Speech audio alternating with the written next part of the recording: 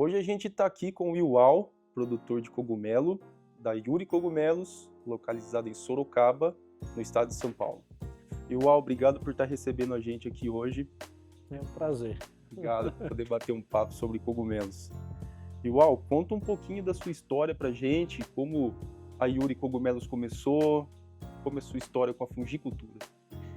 Então, eu sou arquiteto, né? Então, na verdade, é a história do arquiteto que virou cogumelo, né? Eu me formei em 1987 pela FAO e trabalhei muitos anos na área de saneamento, remanejamento de pessoas, porque quando você entra com uma obra, você tem que remanejar um grupo grande de pessoas da área. E fiz isso durante uns 8 anos. E aí depois eu resolvi sair dessa empresa, né? Na época eu estava com 36 anos, então pensei cá comigo, é uma hora boa para eu pensar em alguma coisa própria. Aí pensei em montar uma fábrica de sorvete em Fortaleza e fui para lá.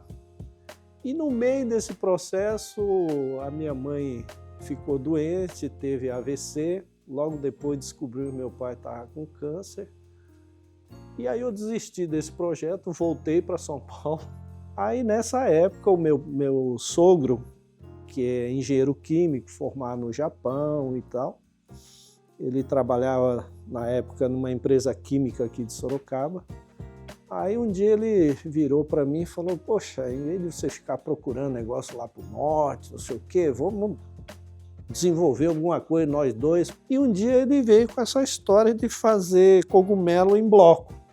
Eu nunca tinha visto aquele negócio. Falei, mas isso aí produz alguma coisa?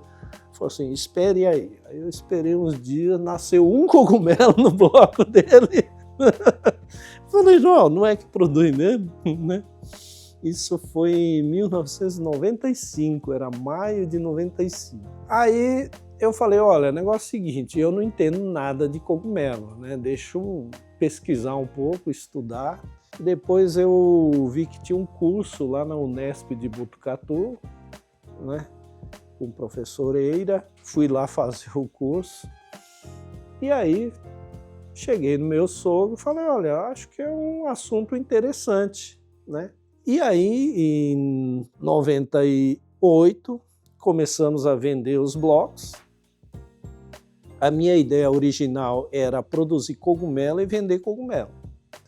Só que quando eu estava ainda na fase de testes na minha casa, lá em São Paulo, uma pessoa foi lá me visitar, quis conhecer, ele produzia em tora, e ele quis conhecer o processo de produção em bloco.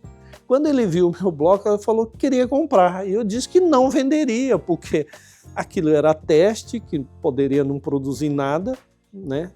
Mas ele insistiu, disse que se não produzisse, ele assumiria o risco, que não teria problema.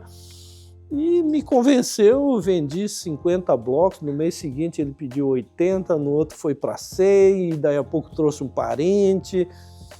E quando eu vi, tinha 3, 4 pessoas querendo produzir.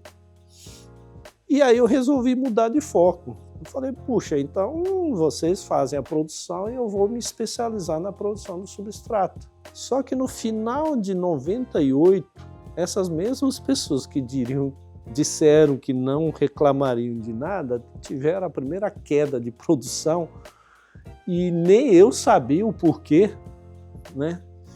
Eles vieram aqui reclamar e me pressionaram, falaram, poxa, mas nós estamos tendo prejuízo, queremos saber o que você vai fazer. E eu falei, não, o que eu posso fazer é fazer mais blocos e dar esses blocos, né? E foi o que fizemos. Só que conversando com os meus sócios, falando, poxa, se a gente não aprimorar tecnicamente, esse é o caminho para quebrar a empresa, né? Que mal tinha começado. E aí um belo dia o meu sogro citou que o governo do Japão financiava bolsas de estudo para o Japão, para qualquer assunto. E aí eu fui lá procurar saber e realmente tinha essa bolsa, me candidatei, passei no exame e fui para o Japão em setembro de 99. 99. Aí fiquei até dezembro de 99, durante 3 meses. E aí eu vi realmente como uma coisa tem que ser, né? Porque eu fiquei sediado no Instituto de Pesquisa do Governo Provincial de Nagano e eles prestavam assistência técnica para os produtores da região. E o meu orientador era um dos que fazia essa assistência. Ele sempre me levava junto para visitar os produtores. Eu fui lá vendo em loco como era feita essa produção. E aproveitei esses 3 meses, visitei universidades, visitei laboratórios privados que pesquisam cogumelos. E no Japão, cogumelo é uma atividade assim, gigantesca. E eles levam muito a sério. E todos os anos eles formam centenas de técnicos, engenheiros, todos voltados à área de fungicultura. E aí eu vi realmente como a coisa tem que ser, né? E aí já voltando para cá, em 1999, começo de 2000, mudamos toda a nossa operação aqui dentro, adaptando as nossas condições para o que eu tinha visto lá, né? E aí realmente a empresa deslanchou, né? Resolvemos a maioria dos problemas técnicos que nós tínhamos e aí a coisa começou a andar, né? Só que a tecnologia existente lá não se adapta diretamente às nossas condições, porque as condições são outras, as condições de clima, matéria-prima, contaminantes, né? Os contaminantes existentes lá são muito menos agressivos do que os que nós temos aqui. A matéria-prima lá são basicamente carvalhos que eles usam para a produção de cogumelos. Aqui nós não temos, né, nada a não ser o eucalipto, então tive que fazer a transição do carvalho para o eucalipto. Então, com o passar dos anos, a gente conseguiu uma produtividade, uma qualidade com o eucalipto que não deve nada à produção que eles têm lá no Japão com os carvalhos. E atualmente, hoje em dia, você trabalha com a comercialização do bloco e com a frutificação dos seus cogumelos também? Sim, é assim, a venda do bloco é o meu negócio principal, né? 99% do nosso negócio. Porém, eu preciso saber o que eu estou vendendo. Então, eu tenho uma quantidade de blocos que eu retiro aleatoriamente de todos os lotes que produzimos, fazemos o desenvolvimento, fazemos a produção, para podermos saber como está aqueles blocos que nós estamos vendendo. E uma outra produção que nós temos são aqueles blocos, porque os blocos, antes de serem mandados para os produtores, passam por uma inspeção de qualidade. Se ela estiver realmente contaminada, ela é descartada. Porém, tem aqueles blocos que a gente nota que ele não está perfeito. Então tem um retardo no desenvolvimento micelial, ou tem pequenas manchas que poderiam ser uma contaminação, mas ainda não está muito claro. Todos esses blocos são separados, chamados de suspeitos, e nós não mandamos para os produtores. Ele fica retido aqui e eu uso esses blocos para minha produção. Então eu tenho um volume de produção aqui baseado nesses blocos não aprovados, nos suspeitos, e uma quantidade também nos blocos bons, que são retirados aleatoriamente, como testemunha de todos os lotes que produzimos. Atualmente, quais os tipos de cogumelo que você trabalha aqui? Nosso carro-chefe é o shiitake. O pessoal aqui chama de shiitake, mas a pronúncia é shiitake. E um outro cogumelo que nós recentemente colocamos em linha à disposição dos produtores é o Pleurotus eringue, né? Que o pessoal chama de eringue. Então esses dois são os que estão aí comercialmente. Paralelamente a isso, nós desenvolvemos pesquisa com a linha que alguns chamam de medicinal, né? Mas não é medicinal, mas é um complemento alimentar, vamos dizer, né? Então nós temos aí o Lion's Mane, né? O juba de leão, o Turkey Tail, né, o rabo de peru, nós temos ganoderma, né? Temos também a produção experimental de hirataki, que comercialmente são chamados de shimeji, né? Vários tipos de hirataki, né? E a gente experimenta fazer também no substrato, né? Embora isso não seja, é mais para conhecimento nosso do que propriamente ainda um produto. Talvez um dia vire um produto de comercialização, mas por enquanto está só o teste. E os blocos que você vende são especificamente de shiitake? Ou não? Você trabalha o desenvolvimento do seu bloco para comercialização? O nosso carro-chefe é a produção de blocos para a produção de shiitake. De shiitake, certo. Porém, com pequenas adaptações, nós podemos produzir vários tipos de cogumelo, né? Então, como eu citei anteriormente, o eringa é um outro cogumelo. A base é muito parecida com a do shiitake, mas, por exemplo, ela vai mais nutrientes, né? A relação CN é mudada, né? A gente aumenta a quantidade de nitrogênio presente no substrato, exatamente porque ele é um cogumelo de ciclo mais curto, né? O shiitake leva muito tempo, então ele consegue aproveitar a celulose, a hemicelulose, a lignina da madeira que eu estou colocando ali, né? Os cogumelos de ciclos mais curtos, ele precisa muito mais dos nutrientes do que esses de ciclo mais longo. Então a gente acaba colocando uma quantidade maior de nitrogênio, né? Então a gente muda um pouquinho a formulação, mas a base é a mesma.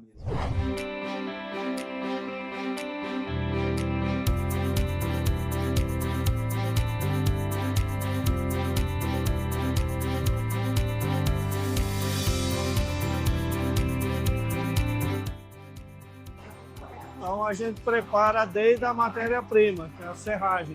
Entendi. Então aqui é onde é preparada a matéria-prima, serragem. Serragem. Então, você mesmo produz e já sai aqui. Já sai aqui, né?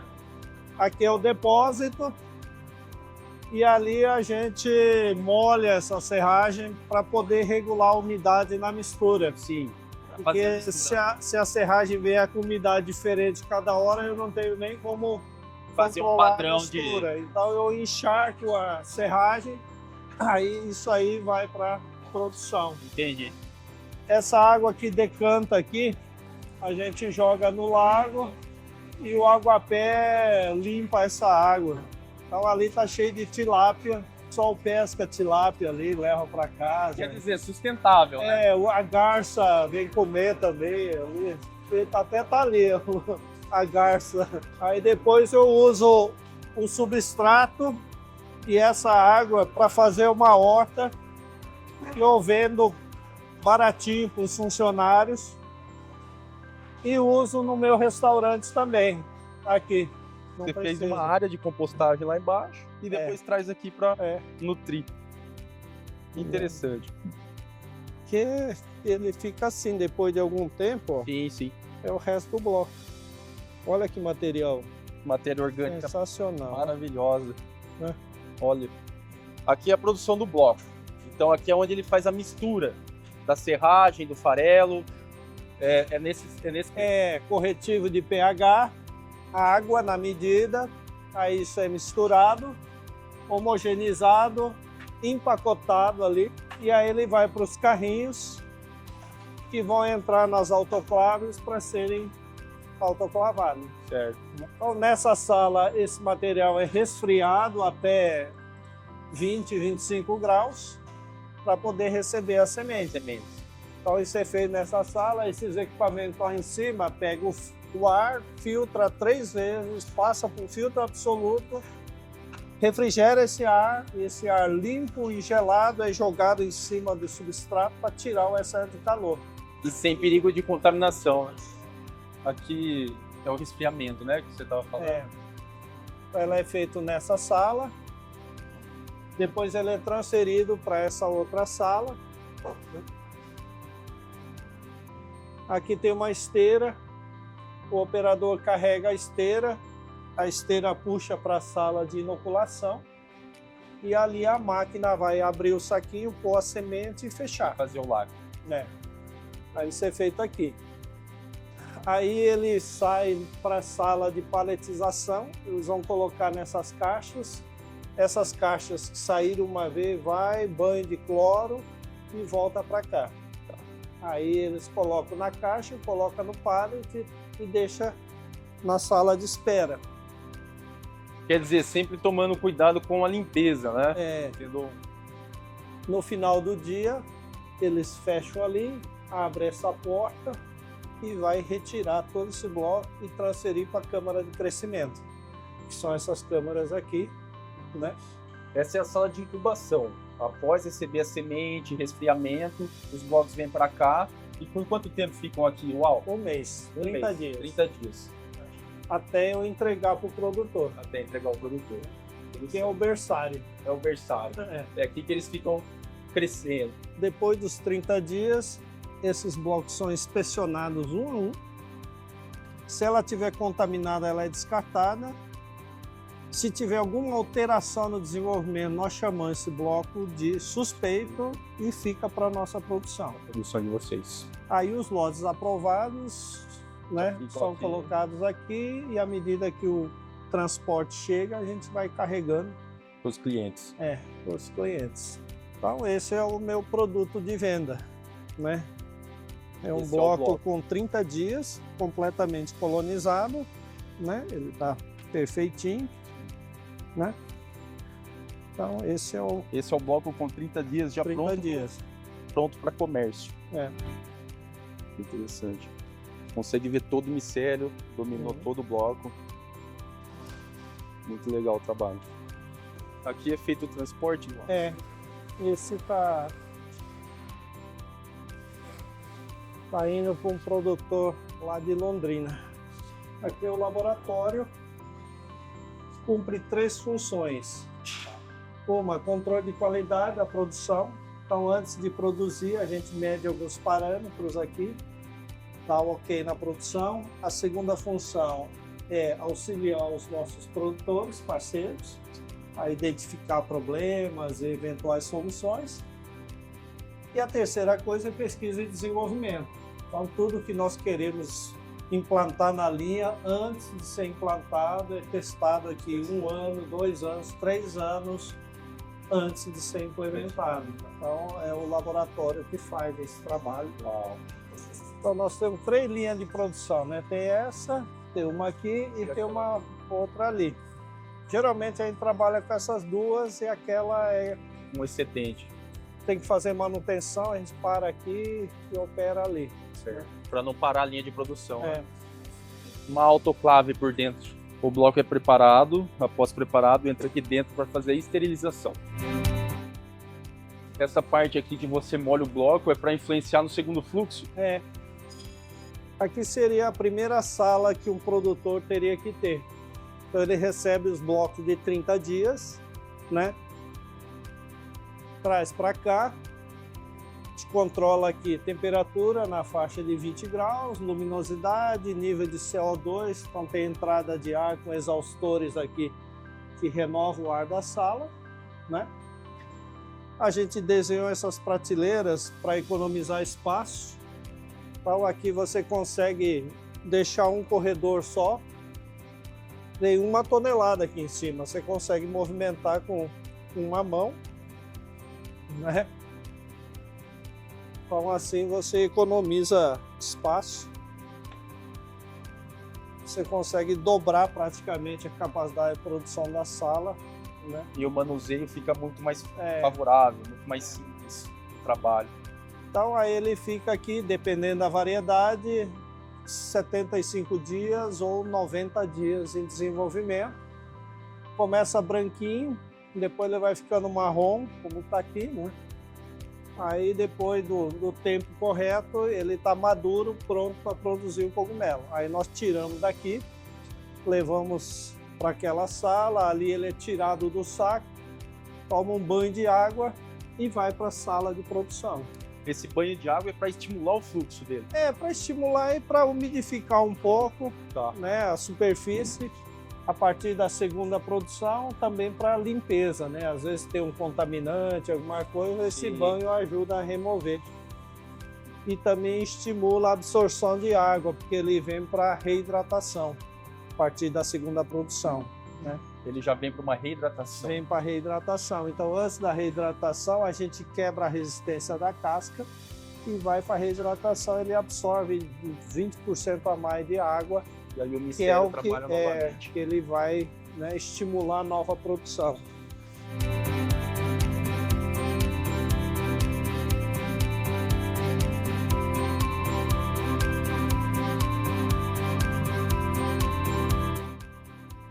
Essa aqui é uma outra variedade que a gente está testando para temperatura um pouco mais elevada, né? Essa semana deu um pouco pequeno. Normalmente ele dá um cogumelo bem grande. Essa semana ele deu um pouco menor. Isso é variação do clima? É Tem muito... variação do clima, às vezes é a forma como foi desenvolvida também Sim, dá sim. isso, né? E aqui a gente está testando, então, o tempo de maturação e tal. Então, isso tudo acaba influenciando também, né? Então, aqui são todos os testes. Essa sala, por exemplo, está a 20 graus. As outras salas de produção fica 14 graus. Então, são variedades diferentes que a gente está testando, fazendo testes. né? Legal. Aqui também a gente tem alguns testes, então tem uns que estão começando a crescer para dar mais no final da semana, semana que vem, né? Então são todos os testes que são feitos. São feitos nessa sala aí.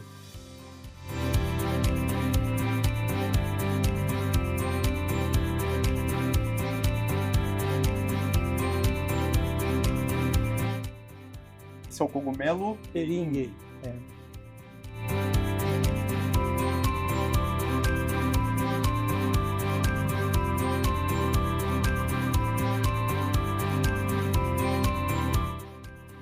E esse cogumelo, Wilmal, comercializa bem?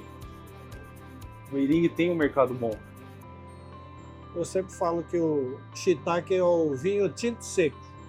Só os iniciados gostam do shiitake, né? Porque ele é muito forte, Ele é né? forte. O eringue é o vinho branco doce. Depois você aprendeu a apreciar. É, o eringue qualquer um gosta, porque ele é suave, ele não tem o sabor forte, você põe um tempero, fica com gosto do tempero, agora tem uma textura legal, né? Ele é muito gostoso, né? Então, é um cogumelo fantástico. É que a oferta não é grande, então ainda, né, muita gente não conhece. Mas é um cogumelo que tem um potencial grande. Aqui é a maturação do eringue.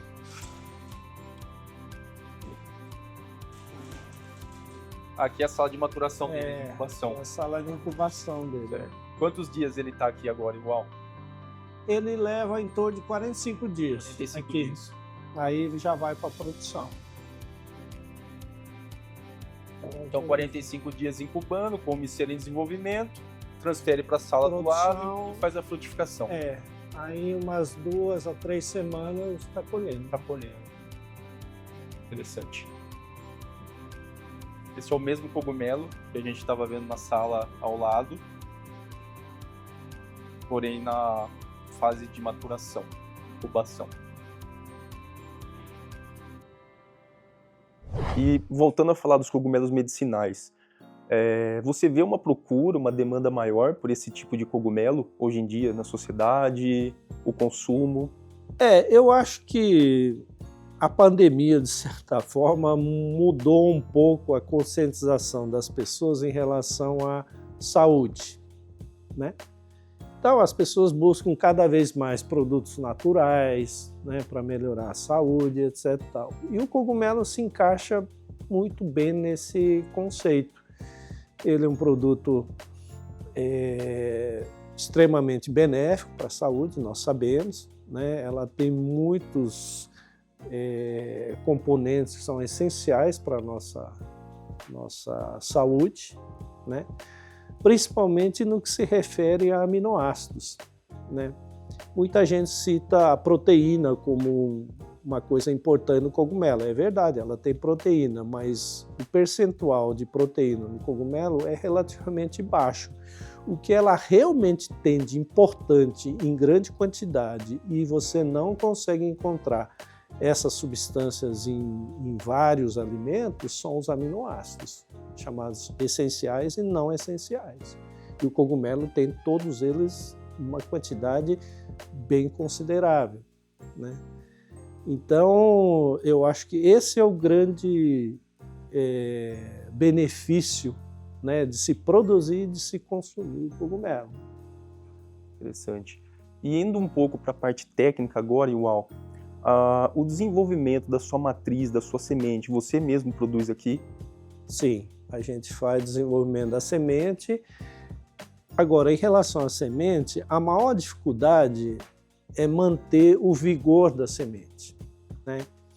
E nós não temos aqui no país nenhuma empresa super especializada em semente como existe na Europa, como existe no Japão, na Ásia, em vários outros lugares. Então, a semente é um fator assim crucial para qualquer produtor. Então, eu faço todo o desenvolvimento da semente, né? Ela é verticalizada. A gente desenvolveu ao longo desses anos um processo de conservação da semente e hoje nós sabemos que nós conseguimos manter a semente entre 5 a 6 anos com todas as suas características intactas em termos de vigor, de produtividade, de qualidade e tudo mais. Então hoje nós conseguimos verticalizar toda essa parte de produção de semente, nós produzimos as sementes e também guardamos as matrizes aqui. Interessante. A produção dos seus blocos você também realiza aqui, como você comentou, através da autoclave, processo de autoclave. Quais os materiais mais usados da sua matéria-prima hoje, assim, os volumosos, a serragem? Como você sabe, cogumelo é carbono e nitrogênio. Então o que a gente mais usa, serragem como fonte de carbono, e nitrogênio é obtido através dos farelos de cereais. Então, esses dois componentes... Alimentação básica. É o básico para a produção de cogumelos, é o que nós usamos aqui. E a serragem, antes eu comprava da serraria, só que tinha muita variabilidade na qualidade. Então, passamos a produzir a serragem aqui também, né? Então, nós fazemos desde a produção da serragem, né, até a mistura e a produção do substrato. Muito interessante. E a questão da... E sobre a frutificação, qual a sua rotina de colheita aqui dentro da empresa? Como ela é feita? Quantas vezes você colhe por dia? Bom, a colheita de cogumelo é diário, né? Então, para todas as pessoas que me procuram aqui para se tornar produtor, eu digo, olha, você está preparado para trabalhar 365 dias por ano, né? Porque se não tiver, é melhor não produzir cogumelo, porque o cogumelo é exigente. Não tem Natal, não tem Ano Novo. Não tem Ano Novo, não tem feriado, né? São 365 dias que você precisa colher, né? Claro que você pode terceirizar essa atividade em algum momento, mas quem está começando tem que fazer todo o processo, né? Então, é uma cultura extremamente exigente, né? Por isso que, frequentemente, eu comparo a produção de cogumelo à criação de um filho, né? Se você não estiver disposto a ficar com ele todos os dias, acompanhar em todo o processo, é difícil pensar, né? Porque você não cria, você não terceiriza a criação de um filho, né? Assim como você não pode terceirizar completamente a produção de cogumelo. Você pode ter o auxílio de alguém, mas quem tem que estar ali na linha de frente é o produtor. É o dono do negócio. Só complementando aquilo que você tinha me perguntado sobre os medicinais, né? Então, assim, eu vejo um potencial bastante interessante, porque as pessoas estão procurando cada vez mais se cuidar de uma maneira mais natural possível, né? Então, vários cogumelos se encaixam nisso. E todos esses que eu citei, né, o juba de leão, o rabo de peru, né, os ganodermas, os reishi, né, o próprio shiitake.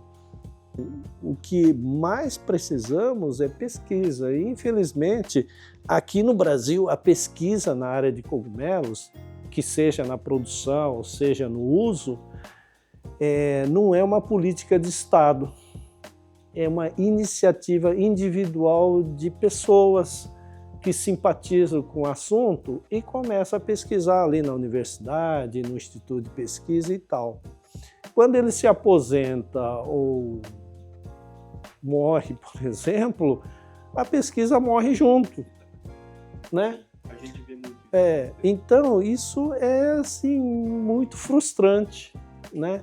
Nós precisamos que as universidades, as escolas encarem a produção de cogumelos como uma atividade econômica, né?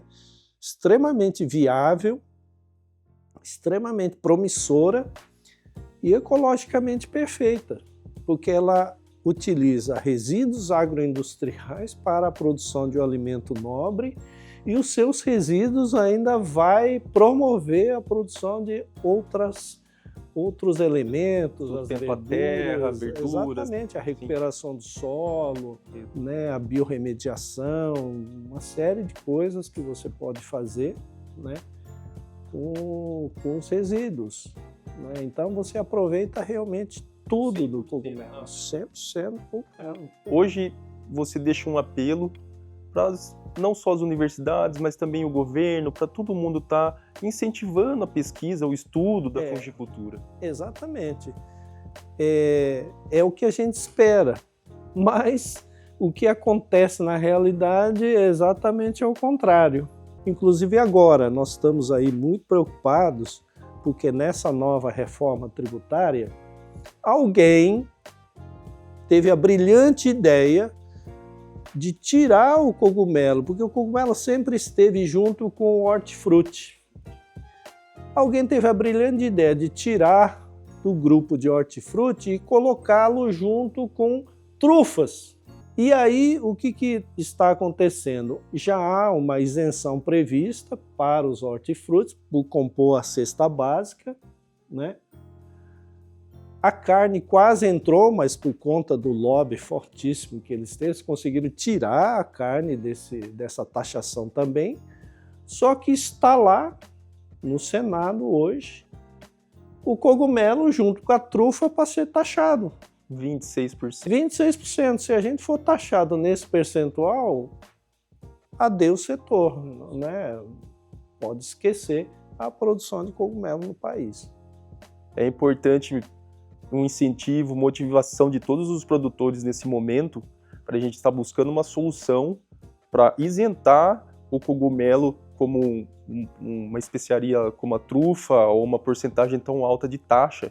Isso pode comprometer toda a cadeia de fungicultura no Brasil. É muito importante esse movimento. Então há um movimento ali na região de Mogi e tal, né? A gente sempre está em contato com o pessoal lá, o pessoal está se movimentando para angariar a simpatia de políticos e tal para a causa, né?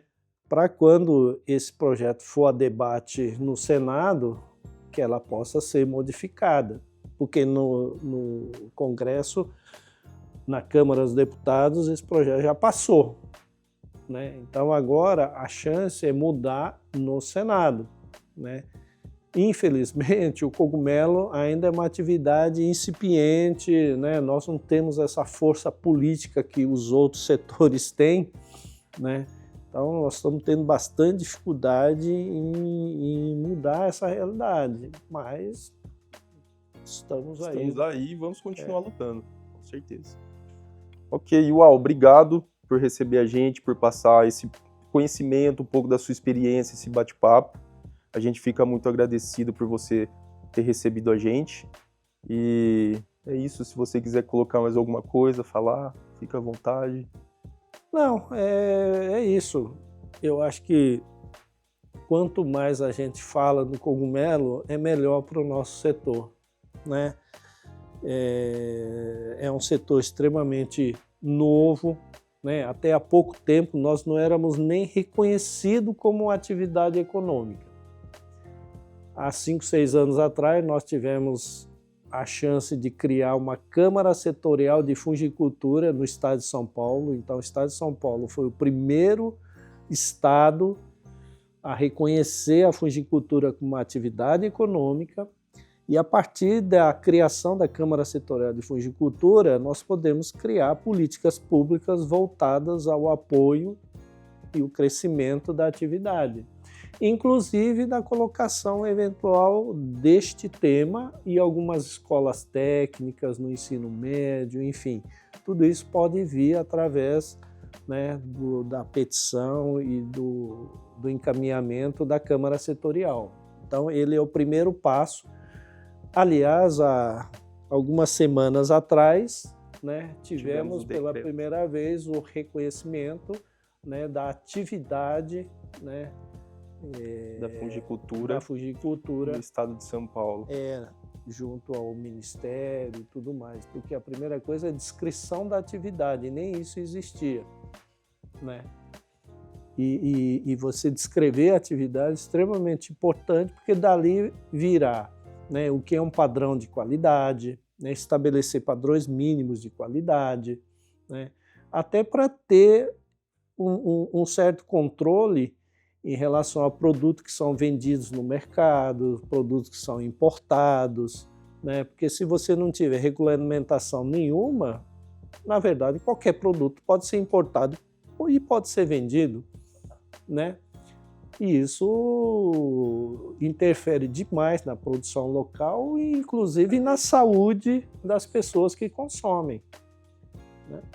Então, é importantíssimo para a cadeia. O caminho para o desenvolvimento da fungicultura está sendo iniciado pelo Estado de São Paulo. Eu acho que esse é o caminho para a gente começar os primeiros passos para favorecer toda a cadeia. A criação da Câmara aconteceu por conta da visita de umas pessoas que eu conhecia da Secretaria de Agricultura aqui na nossa propriedade, né? E o coordenador geral das câmaras setoriais estava entre essas pessoas que nos visitaram, e a partir dessa conversa surgiu essa possibilidade da criação da Câmara Setorial, né? Era um anseio da categoria, né? E com a ajuda de muitas pessoas conseguimos criar a Câmara, que já está uns 6 ou 7 anos atrás, e aí, né, estamos trabalhando para que continue desenvolvendo. Muito interessante. Beleza, Ival. A gente fica por aqui então. Oi, Ival. Obrigado, viu? Muita informação, muito bom. Obrigadão mesmo. É legal ter esse bate-papo, esse compartilhamento de informação com pessoas importantes como você, que ajudam no desenvolvimento da fungicultura no Brasil. A gente sabe, eu como produtor, você como produtor, como é difícil as linhas de pesquisas, todas as opções que a gente tem aqui no Brasil não são tão abrangentes, e a gente sabe a luta que é o dia a dia para cada produtor aqui. Tá bom, ok. Beleza? Obrigado. Obrigado eu.